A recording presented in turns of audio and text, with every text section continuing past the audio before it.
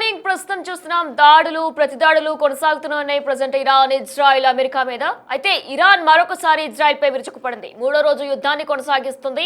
Cluster మిసైళ్లతో కూడా Israel పై విరుచుకుపడుతుంది Iran. ఇక దీనికి సంబంధించిన బ్రేకింగ్ అప్డేట్ ని చూస్తున్నాం. ఇప్పటికే క్షిపణి దాడులతో కూడా మొత్తం అక్కడ ఆస్తి నష్టం సంభవించినట్లు కూడా తెలుస్తుంది. అయితే ఈ దాడిలో ఎటువంటి ప్రాణ నష్టం కలగలేదంటూ కూడా ఇజ్రాయెల్ అధికారులు చెప్తున్నారు. ప్రజెంట్ క్లస్టర్ మిసైళ్లతో ఇజ్రాయెల్ పై ఒకేసారి ఇజ్రాయెల్ ప్రధాన నగరాలపై కూడా అటాక్ చేసింది ఇరాన్ దాడులతో అక్కడున్న పలు భవనాలు మొత్తం కూడా పూర్తిగా ధ్వంసమైన విజువల్స్ ని కూడా మనం చూస్తున్నాం. సహాయక చర్యల కోసం అధికారులందరూ కూడా ముమ్మరంగా వచ్చి సహాయక చర్యలు కూడా చేస్తున్నారు. ఇక మరోవైపు ఇరాన్ లోని బుషెహర్ అణు కేంద్రంపై కూడా మరొకసారి క్షిపణి దాడి జరిగింది. అయితే ఈ దాడితో ఎలాంటి ప్రాణ నష్టం జరగలేదంటూ కూడా ప్రకటన విడుదల చేసింది. ఇరాన్తో చర్చల్లో పురోగతి ఉందంటూ కూడా ఇప్పటికే ట్రంప్ కూడా క్లారిటీ ఇచ్చిన పరిస్థితి నెలకొంది. అణ్వాయుధాలు తయారు చేయబోమని ఇరాన్ అంగీకరించింది. ఇకపై ఎటువంటి అణు ఆయుధాలు కూడా తయారు చేయమంటూ కూడా ఇరాన్ అంగీకరించిందంటూ కూడా ఇప్పటికే ట్రంప్ కూడా చెప్పుకొచ్చారు.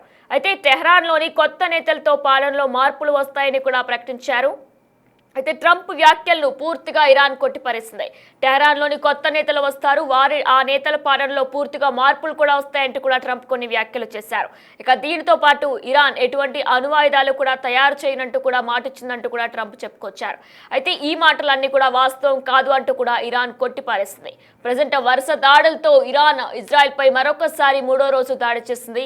అక్కడున్న ధ్వంసాలపై కూడా క్లస్టర్ మిసైళ్లతో దాడి చేసింది. ఆ ధ్వంసాలన్నీ కూడా పూర్తిగా నేల కొరిగిన విజువల్స్, కార్లన్నీ కూడా ధ్వంసమయ్యాయి. ఆ మిసైల్ దాడికి కార్లన్నీ కూడా బోల్తాపడిన విజువల్స్ ని కూడా మనం ప్రస్తుతం బిగ్ టీవీ డిజిటల్ లైవ్ లో చూస్తున్నాం. అయితే ప్రాణ నష్టం ఏదీ లేదు అంటూ కూడా ఇప్పుడు అధికారులు ధృవీకరించారు. అయితే మరొకసారి ఇరాన్ పై కూడా ఇజ్రాయెల్ క్షిపణులు దాడి చేసింది. అక్కడ కూడా ఎటువంటి ప్రాణ నష్టం జరగలేదంటూ కూడా అధికారులు చెప్పుకొస్తున్నారు. ఇక ఇరాన్ లోని బుషెహర్ అణు కేంద్రంపై కూడా క్షిపణి దాడి జరిగింది. ఈ దాడిలో కూడా ఎలాంటి ప్రాణ నష్టం జరగలేదంటూ కూడా చెప్తున్నారు.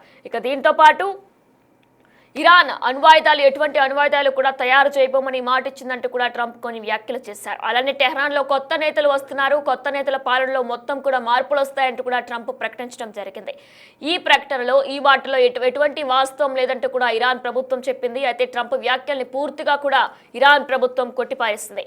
వరుస దాడులతో ప్రతిరోజు ఇరాన్ ఇజ్రాయెల్ అమెరికా దాడులతో మొత్తం అక్కడున్న దేశాలన్నీ కూడా అట్టుడుగుతున్నాయి. ప్రజెంట్ ఇరాన్ ఇజ్రాయెల్ పై మరొకసారి విరుచుకుపడింది. మూడో రోజు యుద్ధాన్ని కొనసాగిస్తుంది. ప్రజెంట్ అక్కడ క్లస్టర్ మిసైల్ బాంబులతో కూడా విరుచుకుపడుతుంది. ఇదే అంశానికి సంబంధించిన పూర్తి అప్డేట్స్ అందించడానికి మా ప్రతినిధి శివ ఢిల్లీ నుంచి సిద్ధంగా ఉన్నారు. రైట్ శివ, మరొకసారి ఇరాన్ ఇజ్రాయెల్ పై విరుచుకుపడుతున్నట్లు కూడా చూస్తున్నాం. అయితే మూడో రోజు మరొకసారి క్లస్టర్ మిసైల్తో దాడి చేస్తుంది. ప్రజెంట్ అక్కడ ఏం జరుగుతుంది, అప్డేట్స్ ఏంటి శివ? వరుస దాడులతో ఇరాన్ రెచ్చిపోతుంది. దాడిలో భాగంగా ఇజ్రాయెల్ పై వరుసగా మూడో రోజు కూడా ఈ దాడులు కొనసాగిస్తుంది.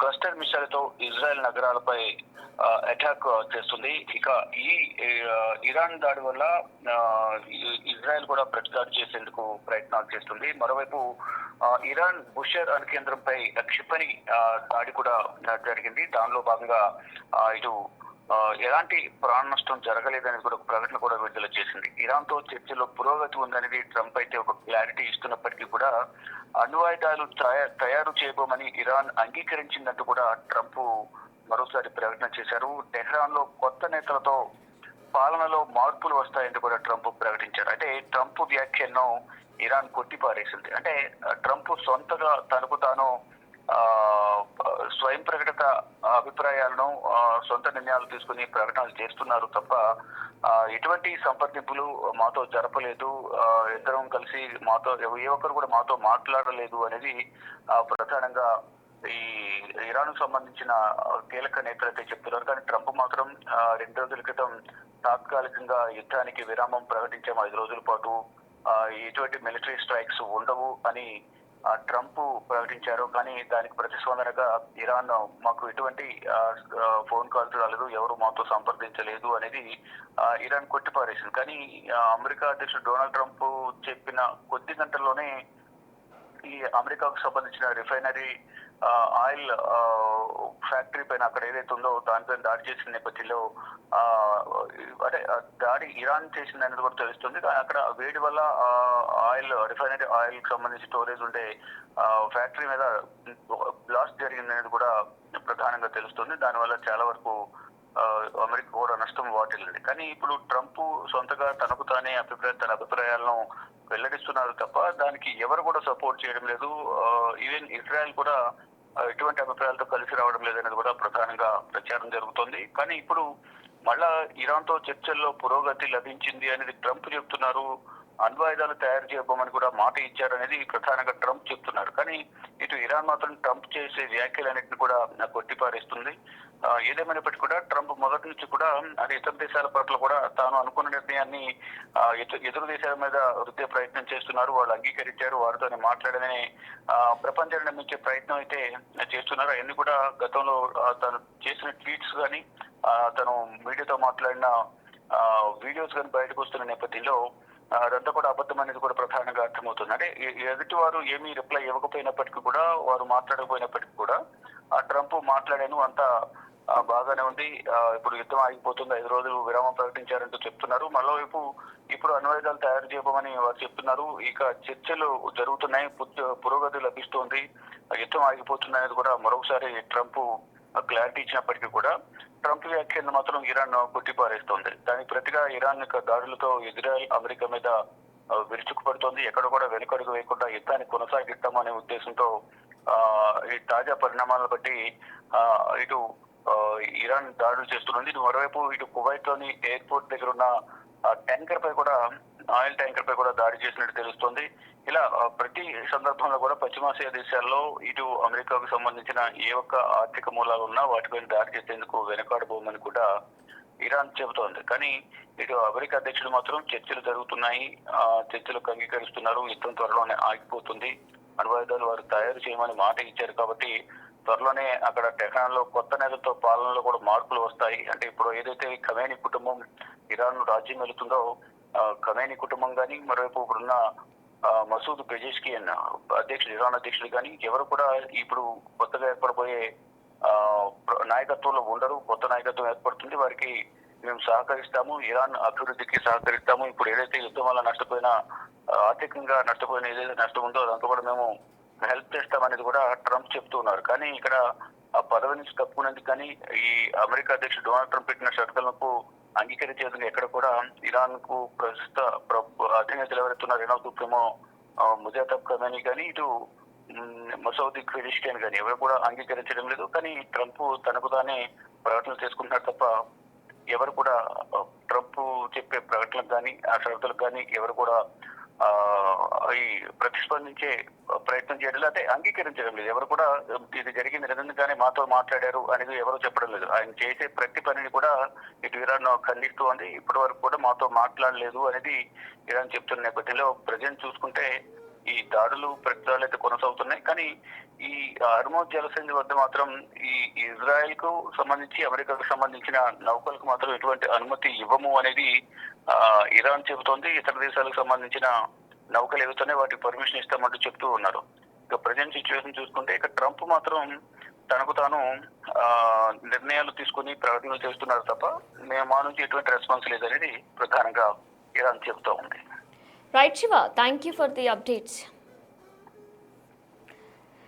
ఎస్, వరుస దాడులతో కూడా ఇరాన్ మరొకసారి రెచ్చిపోతుంది. మూడోసారి ఇజ్రాయెల్ పై ఇరాన్ దాడి చేస్తుంది. అయితే దాడులు ప్రతిదాడులు ప్రస్తుతం కొనసాగుతూనే ఉన్నాయి. అయితే ఆల్రెడీ ఇరాన్ మరొకసారి ఇజ్రాయెల్ పై 3వ రోజు దాడి కొనసాగిస్తుంది. ఇక ఈ దాడిలో భాగంగా ఇప్పటికే పూర్తిగా అక్కడ ఉన్న ఇల్లు అన్ని కూడా ధ్వంసమైనట్లు కూడా తెలుస్తుంది. అయితే ఈ దాడిలో ఎటువంటి ప్రాణ నష్టం జరగలేదంటూ కూడా అధికారులు చెప్తున్నారు. ఇటు ఇరాన్ పై కూడా ఇజ్రాయెల్ మరొకసారి క్షిపణులు దాడి చేస్తుంది. ఇటు ఇజ్రాయెల్ పై ఇరాన్ క్లస్టర్ మిసైల్తో దాడి చేస్తుంది. ఈ దాడిలో ఎటువంటి ప్రాణ నష్టం జరగలేదంటూ కూడా చెప్తున్నారు. అయితే ట్రంప్ కొన్ని వ్యాఖ్యలు చేశారు. ఇరాన్ తో మాట్లాడడం, ఇక మీదట ఎటువంటి యుద్ధం ఉండదంటూ కూడా ఆయన వ్యాఖ్యలు చేశారు. మొత్తం టెహరాన్ కి సంబంధించి నేతలందరూ కూడా మారిపోతున్నారు, కొత్త పరిపాలన వస్తుందంటూ కూడా ఆయన కొన్ని వ్యాఖ్యలు చేశారు. వీటన్నిటిని కూడా పూర్తిగా ఇరాన్ కొట్టిపారేస్తుంది. ఆయన ఎటువంటి సంప్రదింపులు జరగలేదు, ఇవన్నీ కూడా అవాస్తవాలంటూ కూడా ఇరాన్ చెప్పుకొస్తుంది.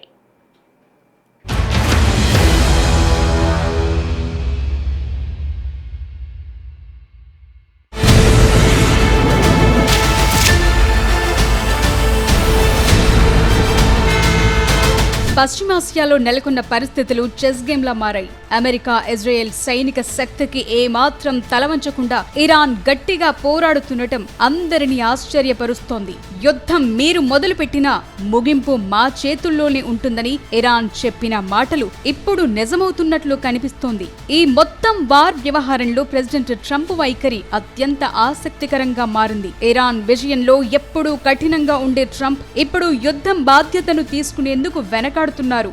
ఇరాన్ పై యుద్ధానికి సంబంధించి ట్రంప్ చేస్తున్న రకరకాల ప్రకటనలు గందరగోళానికి దారితీస్తున్నాయి. యుద్ధం విషయంలో తనపై వస్తున్న విమర్శల నుంచి తప్పించుకునేందుకు పక్కవారిపై నిందలు వేసేందుకు ప్రయత్నిస్తున్నట్లు కనిపిస్తోంది. ఇరాన్ పై దాడి చేయమని ముందుగా యుద్ధ శాఖ మంత్రి పీట్ హెగ్సెత్ చెప్పినట్లు ట్రంప్ తెలిపారు. ఇరాన్ పై మిలిటరీ యాక్షన్ కి ముందు కొందరు అధికారులతో చర్చలు జరిపానన్నారు. ఇరాన్ పై దాడికి ముందుగా పీట్ హెగ్సెత్ మద్దతు తెలిపారన్నారు. ఇరాన్ దగ్గర అణ్వాయుధం ఉండొద్దు కాబట్టి మనం దాడి చేద్దామని ఆయన అన్నారని చెప్తున్నారు. ట్రంప్ చేసిన కామెంట్స్ ఇప్పుడు తీవ్ర చర్చకు దారితీశాయి.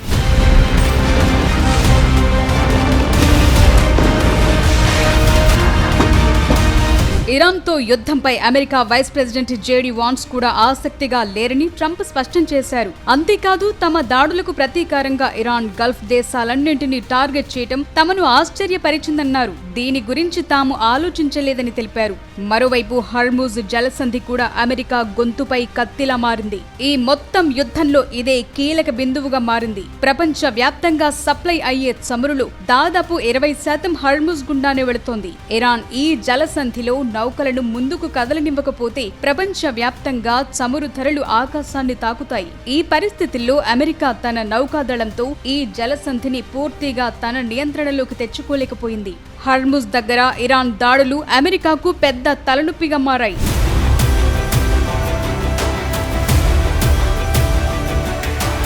ఇరాన్ పై ఎన్ని మిసైల్ దాడులు చేసినా, ఎన్ని ఆంక్షలు విధించినా ఆ దేశం లొంగకపోవటానికి ప్రధాన కారణం వారి డెప్త్ ఆఫ్ రెసిస్టెన్స్.